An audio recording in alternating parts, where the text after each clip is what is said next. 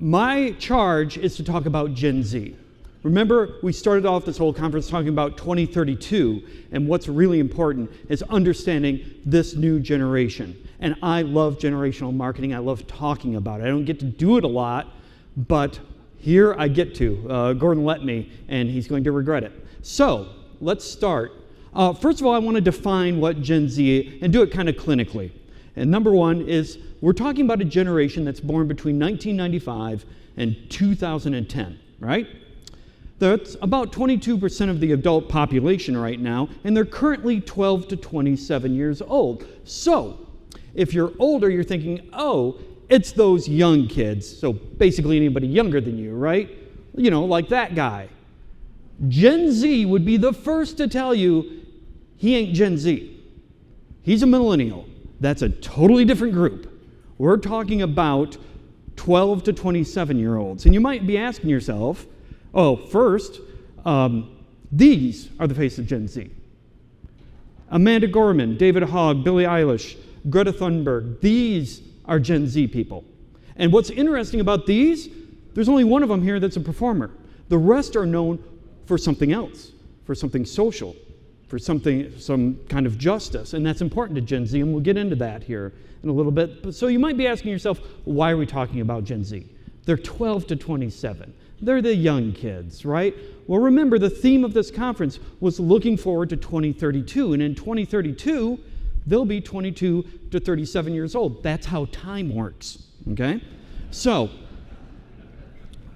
what makes a generation anyway? Just so we're all on the same page, there are two big elements. One is your life stage. How old are you? That's it. That's as far as it goes. How old are you?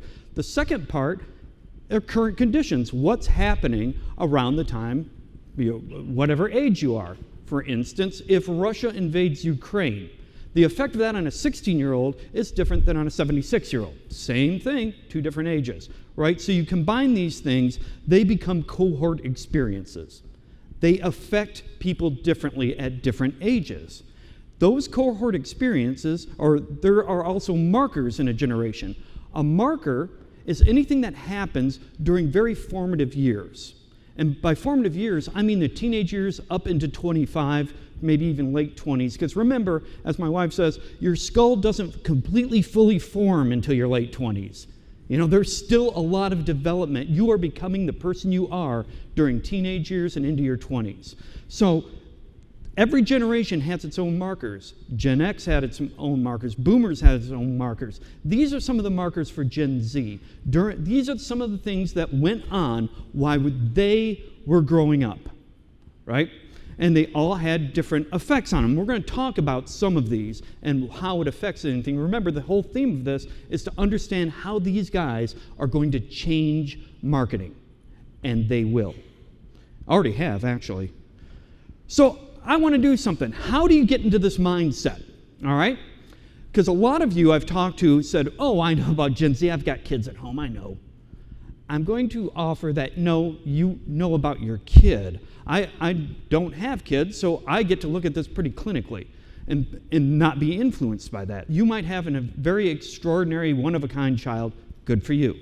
Anyway, we're talking about an entire generation, and the best way to do that, to get into that head, is kind of time travel. I want you to meet somebody. I want you to meet somebody from 1987, my friends. The Wellington Dukes were putting the pieces together. This guy. I want to do this because I want you to think about yourself when you were that age, 18, 19, 20, right? And when we talk about things that are happening, I don't want you to think about how they're affecting people you know or your kids. Think about how it would affect you if you were that age. And so you're going to see this kid pop up every now and then to remind you to do that. Trigger warning. Some of the things I'm going to bring up are not controversial, but they are things, some of those markers that we've seen that Gen Z has gone through that has affected how they think about the world. And so I'm not doing this to start a political debate, but you're going to see some stuff. So major events for Gen Z, we saw some of the markers. There are some that I want to point out. 9/11, how many people in this room know exactly where they were when 9/11 happened? Okay, put your hands down. Gen Z doesn't remember it. They were 5, if not younger. They weren't born. Not their fault. They just don't have that common experience that you all have. They don't have it. 2008 recession hit them hard. Now, of course, they're not adults. They weren't losing jobs, but they saw their families lose jobs. They saw that security go away. Mom had a job at a bank, and it is gone.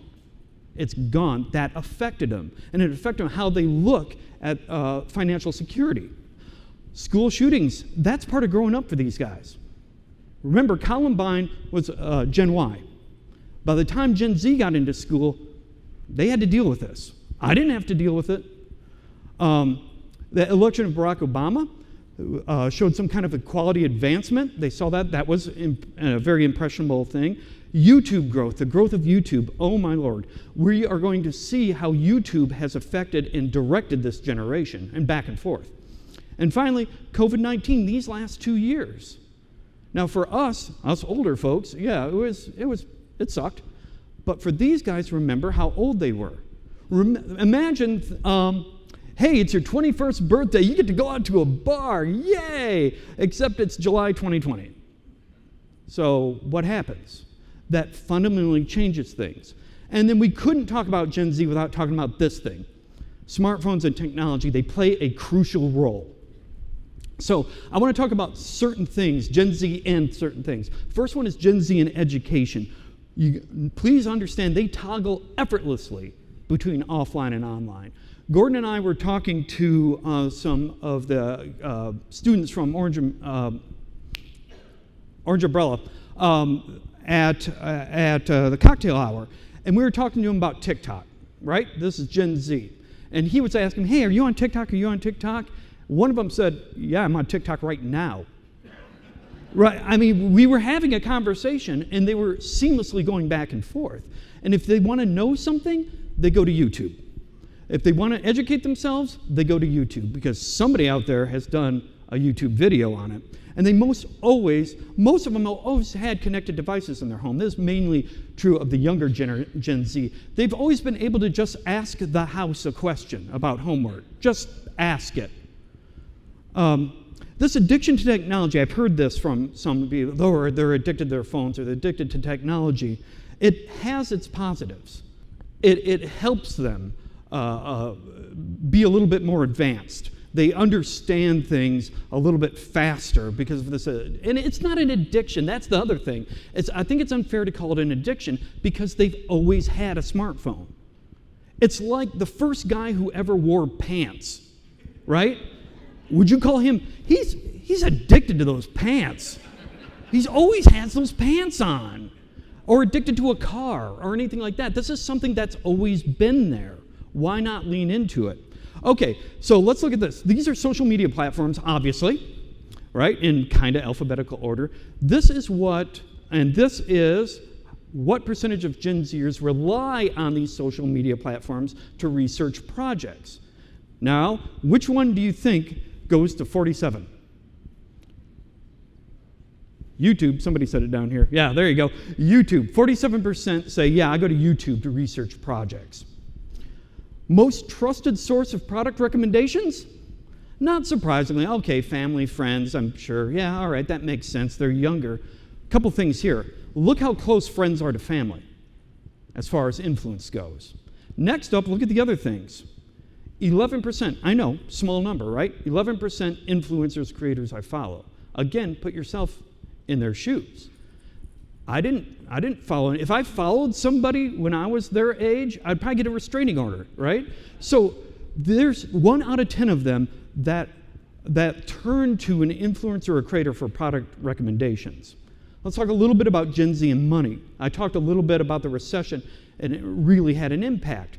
They're much more financially savvy at their age than any other generation is. They understand money. 35% of them will start saving for retirement in their 20s.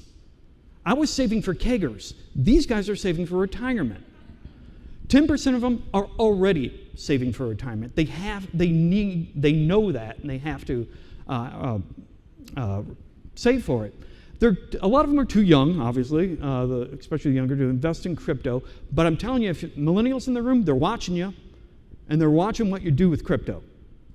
And because, remember, they're a little bit more financially savvy. They've seen crashes. They've seen millennials take on enormous student debt.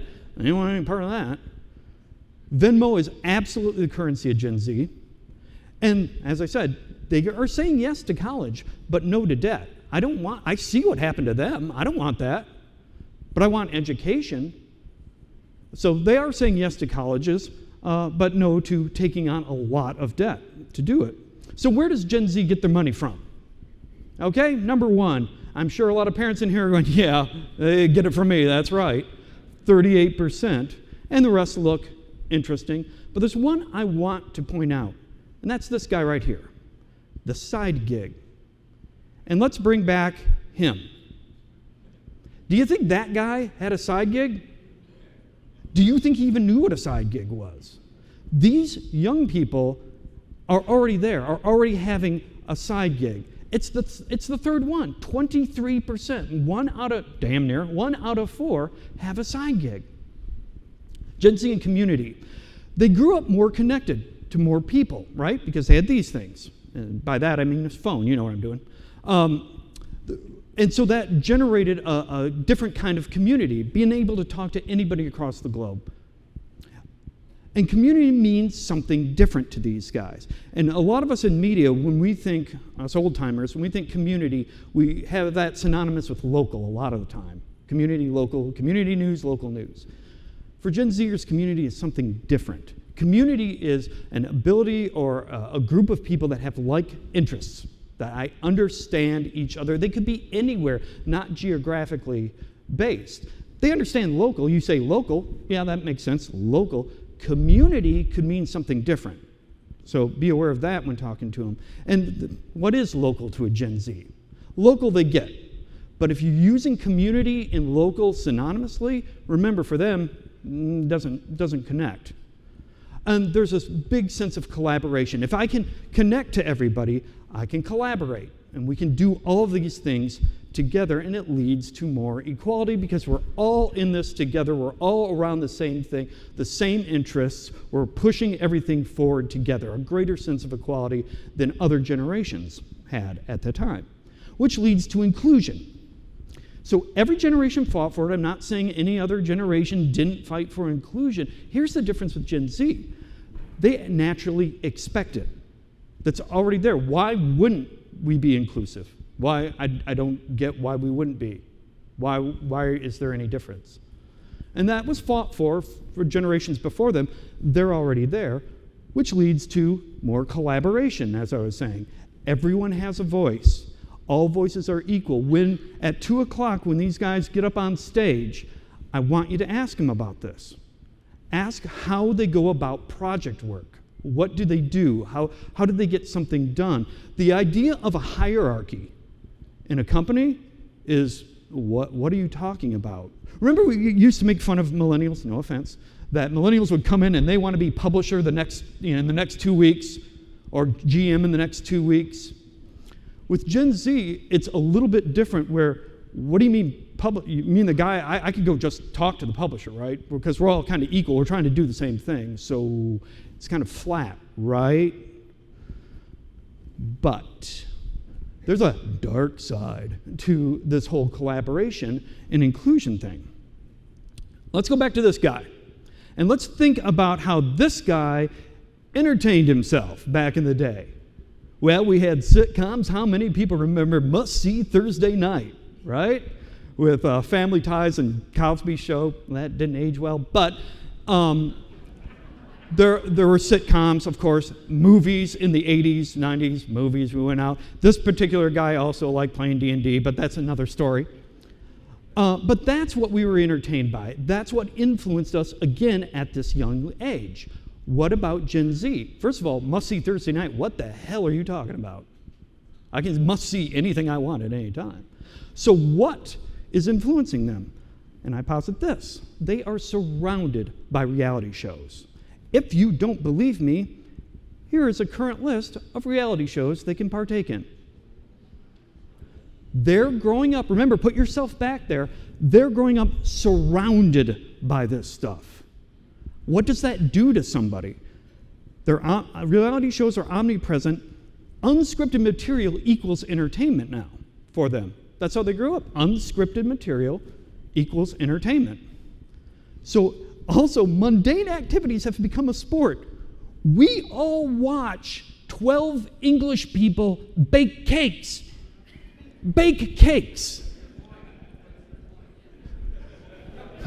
My point is, when are we going to have a reality show about people doing taxes? I mean, there are mundane activities have been turned into, grocery shopping has been turned into a sport. Again, these guys are surrounded by this. So life has become competitive content in a way. And that's game-changing. So a very real struggle for Gen Z is community and doing things together and being equal versus competition. Those, I don't have the answer. Those are two things that y'all have to balance, is community versus, and they're sitting over there, that they have to balance. How does that affect how they're seeing the world and how they're marketing? So let's talk about Gen Z and this device, right? Okay. Can't talk about this without this. How much time in a day spent on a smartphone by Gen Z? Here are the choices. What do you think it's going to be? Same thing. Now, what had just happened in your head was, oh, well, good. Well, the biggest line wasn't 10 plus. It's 1 to 4. Dudes, over 50% are over 5. And 1 out of 4 over 10 hours a day with a smartphone every day. Now, before you get all judgy, let's think about this. And let's bring back our little friend here, looking sharp in a bow tie. All right? And what he did to get these activities done. And we're going to compare it to Gen Z. So to do research, I had to literally go to the library and sit in the reference room of the library. Taking photos, of course I used a camera. Recording video, I used another camera. And on it goes. Listen to music, I had records, then tapes, then CDs. I made killer mixtapes. Killer. And on it goes. You get the idea. For every activity, I solved it a different way. If we were to ask Gen Z, you know what they'd say? All of these activities that I had to do over here, they can do with a smartphone. Now, again, before you get judgy, put yourself back there. Who here at 18, 19, 20 wouldn't do this? Who wouldn't do this? I would do all that. If I could do it from a phone, hell yeah, I would. So, there you go. That's my preachy. All right, I'm done. So here are the oh gosh, going through puberty. I'll get there soon. Here are some of the pros about being disconnected to a smartphone. Also, it's social. I can't say it. Social. All day long, they understand social media, and they understand connecting with each other. They get it better than anybody else in this room. And there are instant education opportunities. They don't know something, they'll find out about it in about 3 minutes. They'll figure out how to do it. That leads to the community and collaboration I talked about, and everybody has a voice. Everybody is talking. And that also makes them much more ad savvy. Remember, if their world is here inside of a smartphone, any incoming messages from any other kind of media are a little bit more observant. They see them a little bit more, and because they've been inside this environment, this digital environment, they see it coming. They see advertising coming. And I dare say, and we'll talk to them this afternoon, advertising is something different than marketing to these folks, a lot more. Here are the cons. Social. Same thing. There's a dark side to all this, especially in your formative teenage years, to be that connected. And the online identity, I shouldn't say can blur. No, it's distinct. There's an online identity and an offline identity. There's an IRL, which stands for in real life. That's my identity over here. and then I have my online identity, and I would dare say there's probably a couple of online identities. And I'll get to that here in a second. Bullying is rampant. You all know, as parents, you would know this. I talked to a Gen Zer, and they said, yeah, it's pretty much like a digital junior high cafeteria. So imagine back in junior high when you were getting beat up by, or getting made fun of because you were playing D&D. Imagine what it's like online. So let's get to Gen Z and marketing. The first thing that, if you go back and Google this, what you're going to find is 95% of the articles are about how to market to Gen Z rather than what Gen Z is going to do with marketing. So there's some nuggets in here, though. Here's what you'll find. They expect extreme personalization. Makes sense because they've grown up that way. They are in control of their content and what they're looking at.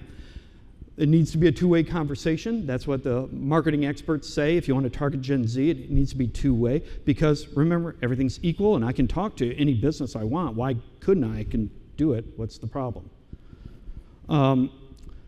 It needs relatability and humanization. You're going to hear a little bit about this later. And that takes place inside the workplace, too. They need to understand they support brands that are in line with their ideals. You got to make the message quick. The stat that they have is you have 8 seconds. Gordon was talking to one of them and said, nah, it's more like 3. You got 3 seconds to capture attention or it's gone. And everything is on demand. That's what they expect. Now, that's how to market to them. So what are they doing, bringing that forward? How are they going to market? Here are some more stats that you should know. They're buying everything online. By 2025, how you read this chart is 85% of Gen Zers, or 55.6 million, will have bought something through a digital platform. Here's something interesting. The importance of brand reputation to generations. First, I'll show you the other guys. Boomers, 41% of boomers say, yeah, brand reputation, that's important. And it goes down with the generations. Where do you think Gen Z falls? Does it fall less than Gen Y? Ooh, very nice. More, in fact, even more than boomers.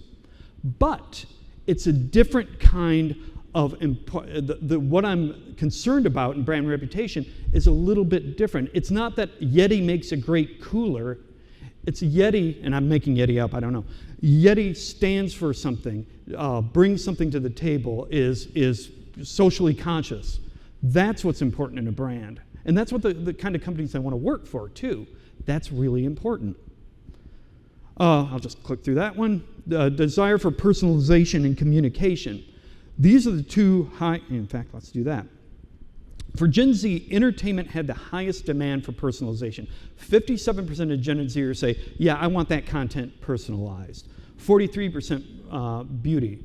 For the rest of the generations, the number one category was food and beverage, baby. That was ours. But for them, it's entertainment. Now, adults who follow a brand on social media, how many boomers do? 18%. Gen X, double that, 36%. Gen Y, 53%. Gen Z, 61%. So you see the shift happening, right? They're following brands. But again, the brand has to represent or be in line with my thinking. Social network users who bought through a social network. In other words, I'm a Facebook user, I bought something through Facebook. And you can see the general trend going up to where over half of 18 to 24-year-olds have bought something through Facebook. This means they understand, I'm just going to keep hammering it, they understand social media. They get it. And the only reason that 14 to 17 is lower is they're 14 to 17. Here are some miscellaneous facts that are important about Gen Z to understand. Do you know what a micro-influencer is? Now, a lot of you nod your head. Do you know how it's defined? You have 10K to 100K followers.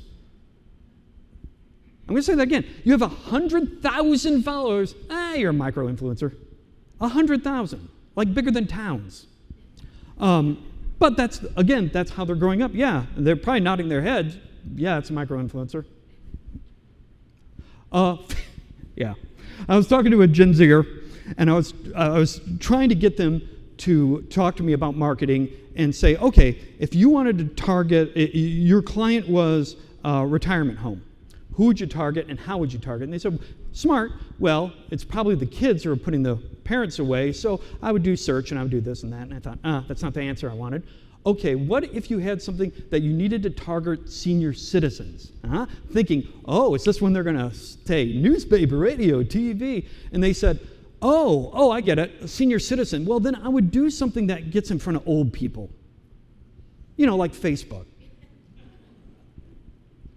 So, Facebook is already for that generation. Instagram is your public persona. Finsta is your private, fake Instagram. So Instagram is how you want the world to see you. Finsta is private. It's a little bit more private. That's where I post things just to my smaller group. And snail mail, for the rest of us, snail mail is what?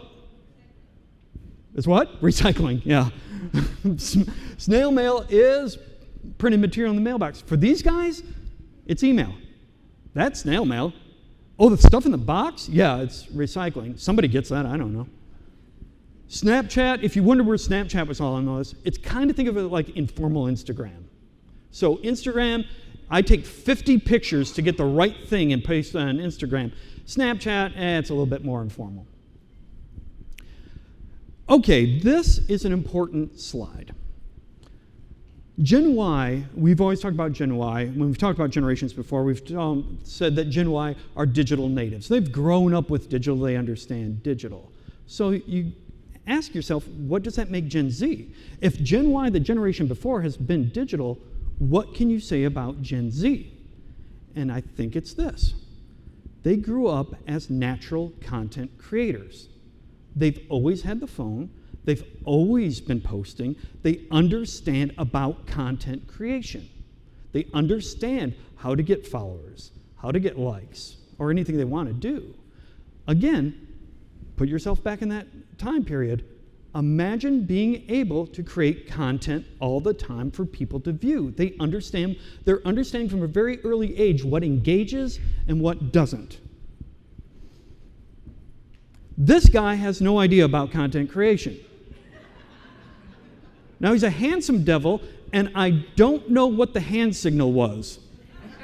If anybody knows what I was trying to communicate, please tell me. I don't know what that is. But anyway, he didn't know, and that's my point. These guys are very far advanced in content creation. So, have you heard about Nugs for Carter? This was a story that happened with Gen Z. There's this guy, Carter. He tweeted to Wendy's, hey, Wendy's, how many retweets a year for free chicken nuggets? Wendy's said 18 million. He said, I'm on it. And so what happened is both Carter got to work and Wendy's got to work. Wendy's did go out to an ad agency and figure out what they could do about this, so did Carter. Well, he didn't go to an ad agency, but he started working too. Ellen DeGeneres got involved. Because back in the day, Ellen DeGeneres had the #1 retweeted thing. It was that picture of her at the Oscars or whatever with a bunch of stars behind her. That was #1. He went on to Ellen's show, talked about it. He broke her retweet record. And he sold T-shirts. The interesting thing about this, guys, is that he saw an opportunity, sold T-shirts, gave all the money to charity. That's what he was thinking about. That's what this generation was thinking about. Remember collaboration, you go, all that stuff. All proceeds go to charity. The earned media value, I thought this crowd would like this, the earned media value for Wendy's on this, approximately $6.7 million. You know what they had to pay out? About $2,000 worth of nuggets. And they gave $100K to the same charity that Carter set up. This is an important story because Gen Z can be tremendously powerful without being necessarily a customer or even an employee, but by doing what they know how to do. Then there's enormous potential in that, especially in our day and age. Do you know who this is? This is Darnella Frazier. On May 25th, 2020, Darnella was walking to a convenience store with her 9-year-old cousin when she saw the restraint of George Floyd. She pulled out a camera, listen to me. She pulled out a camera. She pulled out her smartphone and took a 10-minute, 9-second video. which she then posted at 1:46 a.m. 12 hours later, it had more than 2.5 million views. And we know what happened after that. Now, I'm not suggesting that Darnella is responsible for social change, but holy hell, the impact. That wasn't possible before. The whole idea of being able to do that and understanding what to do with it is amazing, and that's what I was going to call you kids, and I'm so sorry. That's what these young people understand. Let's go back to this guy. First of all, I got to say, remember, he's not Gen Z, right? But he's banking a hell of a lot on him in Meta, because it makes perfect sense. If I was slinging this to Meta or to Gen Z, I'd say, look, man, they're social media natives. We know that. They love gaming. They're always gaming with the gaming stuff. They're always online. It just makes perfect sense. And, by the way, I heard this goofy guy at the BORRELL conference talk about in real life versus an online life. Dude, we could cash in on that online life. We'll blow it up for them. It'll be awesome. But remember, first of all, these guys are more fiscally cautious. They're going to wait a little bit and see what happens. You can't just pump them for money right now. And they're more savvy to hype. They understand that. They've seen it coming. And they already have an online life. I haven't heard, and maybe I'm wrong, we can ask them, I haven't heard somebody say, oh man, I can't wait to build up my online life with Meta. And they have a guarded outlook on crypto. I'm not saying they aren't investing or they aren't interested. They're just making sure they understand what happens first. So and this final one, smartphones. Remember, for these guys, smartphones aren't the end. They're a tool. They're a means to an end. So when they finally asked Gen Z, hey, do you think the metaverse is the next big thing, will be becoming part of our lives in the next decade? What percentage of them said yes? 38%. 48% for millennials. That's his target. So, just wanted to bring that up. And the future is closer than you think. Why? Let's switch ourselves over to Main Street, because that's why we're here, talking about local advertisers in Main Street. What percentage of local advertisers hired for marketing roles in 2021? 35%. Now, this isn't overall businesses.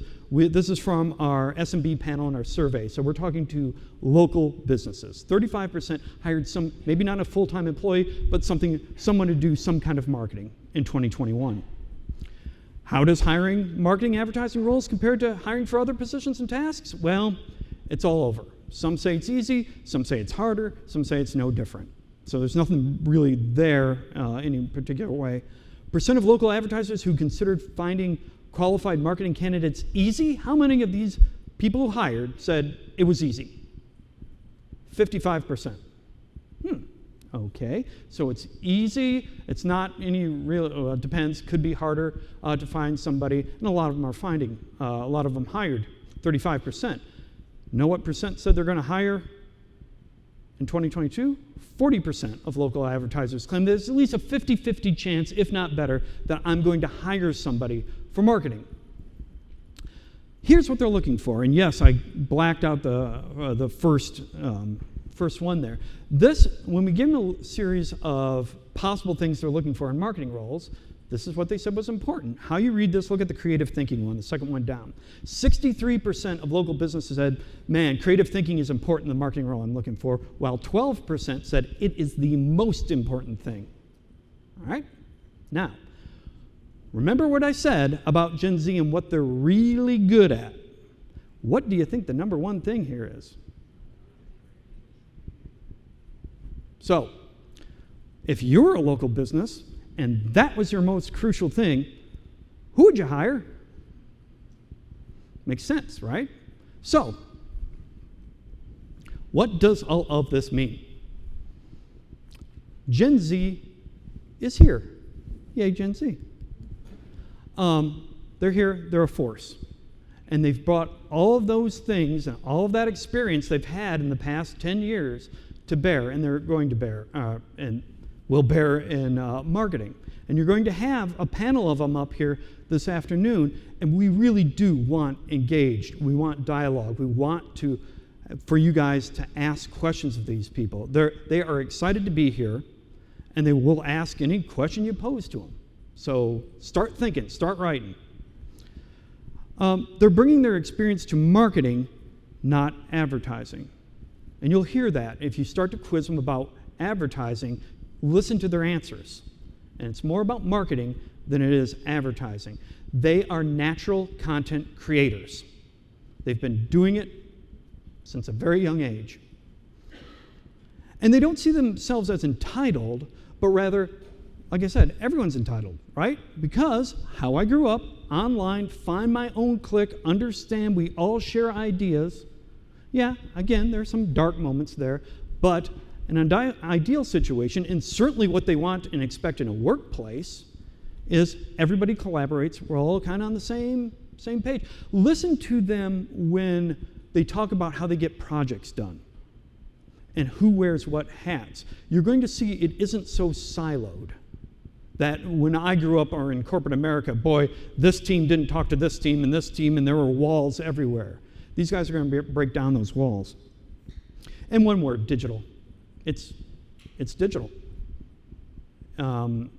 That's what's important to these guys, and that's where they live. So, I thank you, and so does this guy. Thank you, that's all I have.